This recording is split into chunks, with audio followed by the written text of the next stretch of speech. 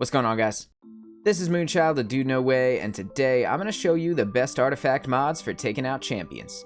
Season of the Splicer is here, and with it came a whole suite of new mods to slot on your Guardian. So in this video, I'm going to break down what's good, what's mediocre, and what on the artifact you should absolutely stay away from.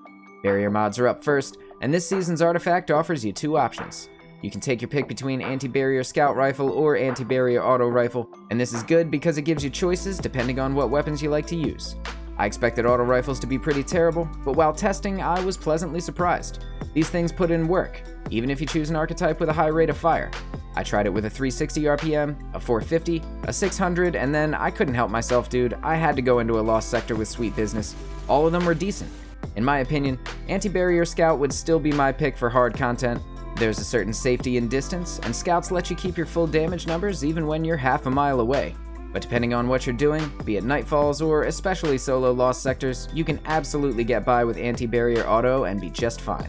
Both of these are solid options, and kudos to Bungie for giving us something that's actually effective. I am gonna miss Anti-Barrier Sniper Rifle though. That really got the job done last season, didn't it? Maybe we'll see it come back in the future. Till then, it's rest in peace to our good buddy Borealis. Now we're gonna move on to Overload mods, and this season, Overload Handcannon makes its triumphant return. We had this on the artifact last spring, and it works pretty well. We've definitely seen worse, but this mod has a little bit of a learning curve. What you need to do is hit the champion with 2 shots to proc overload rounds, and for the next 5 seconds, any additional shots fired can stun. That's 3 total shots for a single champion, and this means if there's more than one overload enemy nearby, you can stun all of them as long as you hit them within your 5-second window. The next part is where things get weird. So once that buff disappears, there's a 1-second internal cooldown before you can proc it again. This is hidden in the background, and the game doesn't tell you it's happening at all.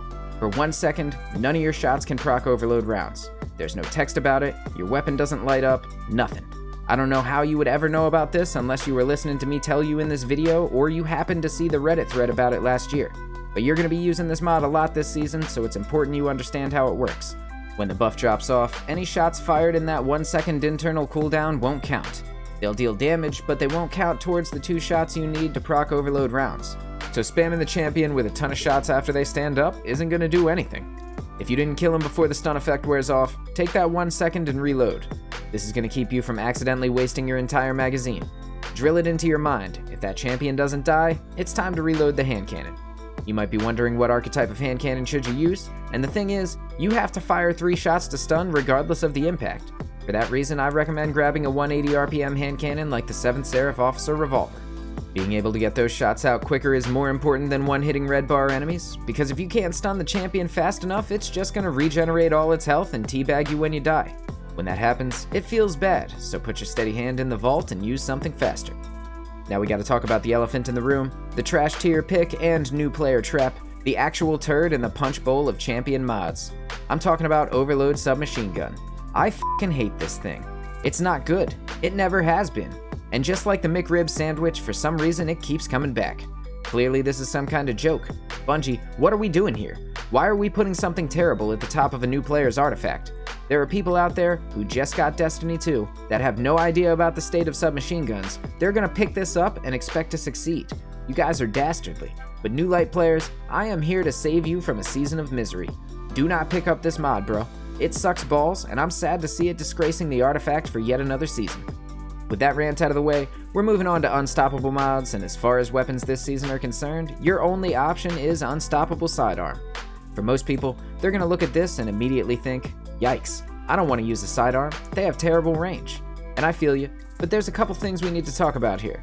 Unstoppable shot triggers when you aim down sights, and it doesn't require multiple rounds to do the job. It's 1 shot, stunned, and that means you don't really need to be close to the champion at all. That being said, sidearms are pretty terrible DPS options, but none of that answers the real question that's been bugging me the most. If I was going to use a sidearm to stun an unstoppable champion, why the hell wouldn't I just use the Devil's Ruin? This weapon stuns unstoppables on its own. It doesn't need a mod, so why would I waste a precious artifact slot? It just doesn't make sense. Bastion just got buffed recently, and now it too can stun unstoppables.